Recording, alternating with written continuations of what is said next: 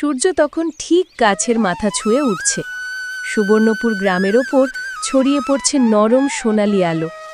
মাঠের ধারে দাঁড়িয়ে থাকা বটগাছের পাতাগুলো ঝিলমিল করছে শিশিরে। পাখিরা ডানা মেলে গান ধরেছে, চিরদিনই আমি যে সুখে থাকতে চাই। গ্রামের মানুষগুলো জেগে উঠেছে। কেউ হাঁড়ি চাপাচ্ছে, কেউ গরু নিয়ে মাঠে যাচ্ছে, কেউ আবার কুয়ো থেকে জল তুলছে। এমন সময় একটুখানি বাঁশির সুর ভেসে এলো, যেন সকালের বাতাসেই কারোর প্রাণ জেগে উঠল। এই বাঁশির মালিকই হল রবি। বয়স তার ৩০-এর কাছাকাছি। রোদে পোড়া শরীর, পরনে ধুতি আর পুরনো একটা পাঞ্জাবি। পায়ের তলায় খালি মাটি, কিন্তু চোখে আছে অদ্ভুত এক শান্তি। রবি গ্রামের মানুষদের কাছে সৎ রবি নামেই পরিচিত। কেউ কেউ বলে, রবি এমন মানুষ যাকে ঠকানো মানে নিজের ভাগ্য পোড়ানো। সে হাসে, কিছু বলে না, শুধু বলে, মানুষ যদি ভালো থাকে গাছও ফুল ফোটায়। রবির ঘরটা ছোট, কুঁড়ে ঘর, পাটের বেড়া আর খড়ের চাল। ঘরে আছে মাত্র 2টো খাট, একটা আলনা, কিছু পাত্র আর তার মা দুলালি। বয়স হয়েছে, শরীর দুর্বল, তবুও সকালে ছেলেকে উঠিয়ে দেন। বলেন, রবি, আজ একটু বেশি কাঠ কেটে আনিস বাবা, গতকাল বাজারে দাম কম ছিল। ঠিক আছে মা, তুমি চিন্তা করো না, আজ নিশ্চয়ই ভালো বিক্রি হবে। তারপর সে নিজের কুঠারটা হাতে নিয়ে বেরিয়ে পড়ে জঙ্গলের পথে। সুবর্ণপুরের জঙ্গল এক আশ্চর্য জায়গা। দিনের বেলায়ও মনে হয় যেন গোপন রহস্যে ভরা। বিশাল শাল, মহুয়া, বট, অশ্বত্থ গাছ আর নানা রঙের ফুলে ভরা পথ। রবি প্রতিদিন সেই পথ ধরে যায়, কিন্তু তবুও প্রতিদিন নতুন কিছু দেখে। একদিন একটা অজানা পাখি, আরেকদিন ঝর্ণার নিচে অদ্ভুত আলো। সেদিন সকালেও সে কাঠ কাটতে কাটতে একটা ঝোপের মধ্যে আলোর ঝিলিক দেখল। কৌতূহলবশত কাছে গিয়ে দেখে মাটিতে একটা ছোট্ট ফুলের মালা পড়ে আছে, তাতে সোনার মতো ঝিলমিল করছে কিছু।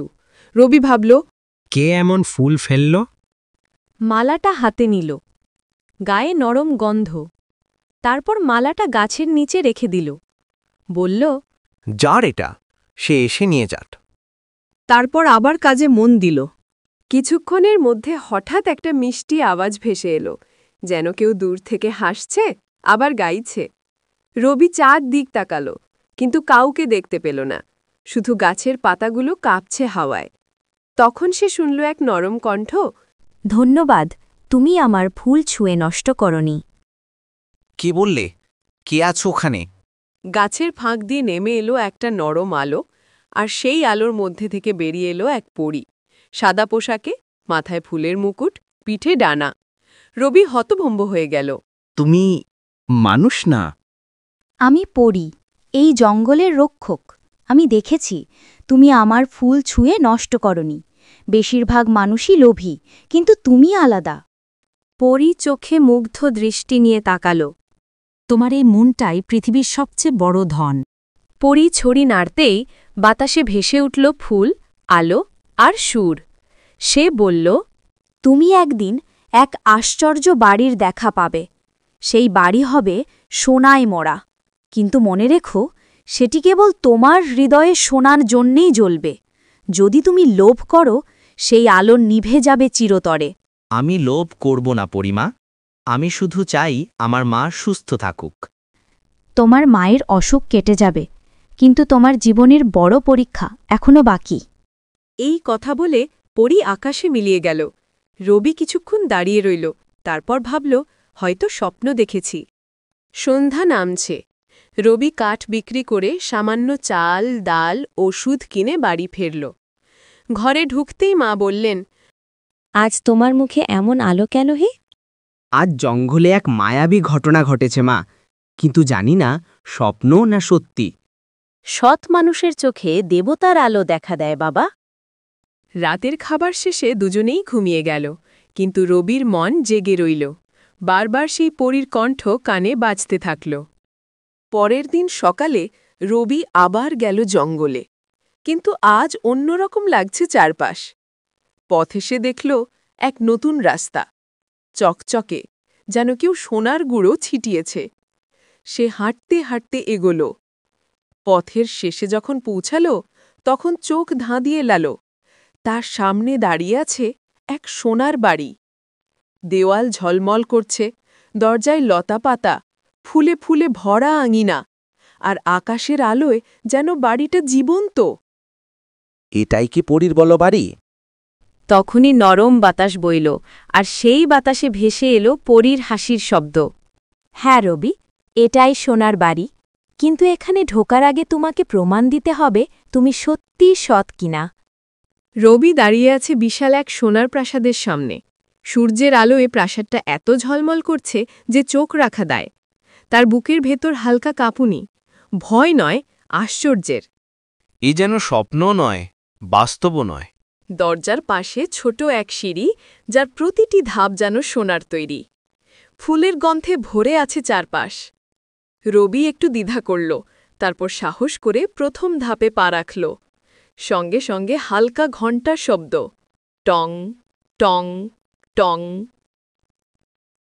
তখনই আকাশ থেকে নেমে এলো নরম আলো। সেই আলোর মধ্যে আবার দেখা দিল সোনালি পরী। সে আগের মতোই হাসছে, কিন্তু আজ তার চোখে এক রহস্যময় দৃষ্টি। রবি, তুমি এখানে এসেছ কারণ তোমার মন পরিষ্কার, কিন্তু সবাই মনে পরিষ্কার থাকলেও পরীক্ষায় টিকে থাকতে পারে না। এখন আমি তোমাকে 3টি বাক্স দেব। একটিতে আছে সোনার ধন, একটিতে রূপার সুখ, আর একটিতে অদৃশ্য আশীর্বাদ। অদৃশ্য আশীর্বাদ মানে?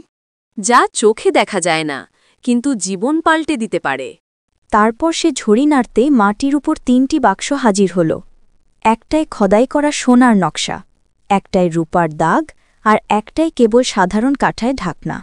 আমি গরিব মানুষ, সোনার বাক্স নিলে মাকে ভালোভাবে রাখব, গ্রামেও সাহায্য করতে পারব।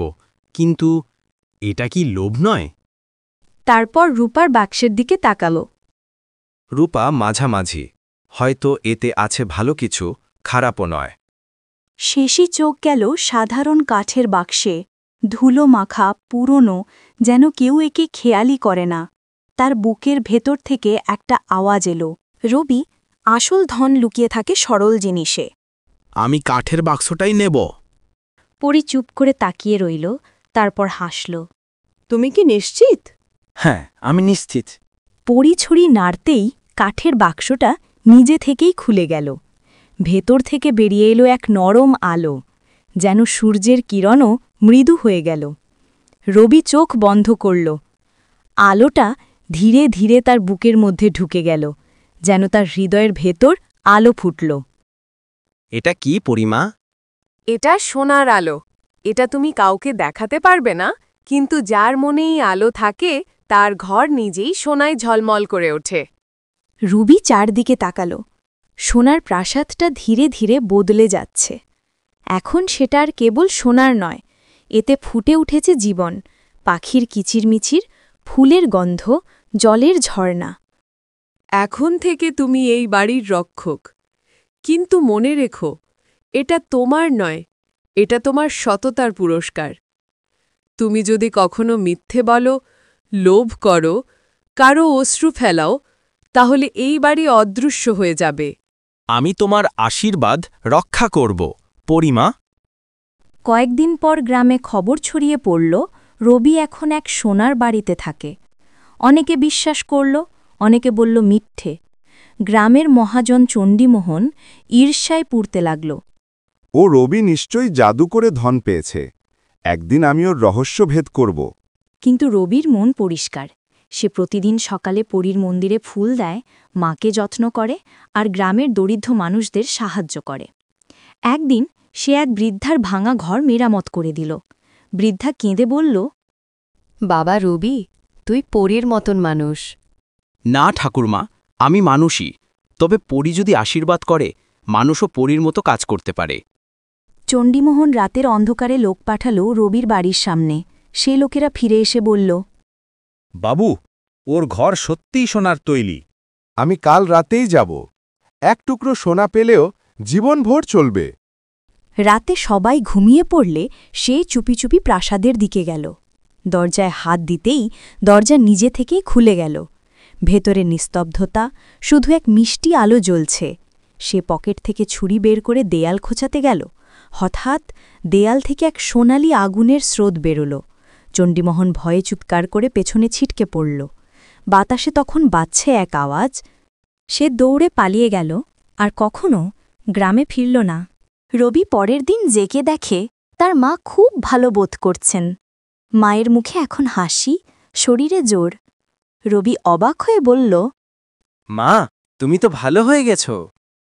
রাতের স্বপ্নে এক পরী এসে আমার কপালে হাত রেখে বলল, তোমার ছেলে তোমাকে ফিরিয়ে দিয়েছে জীবন। রবি বুঝল পরিমা তার প্রতিশ্রুতি রেখেছেন।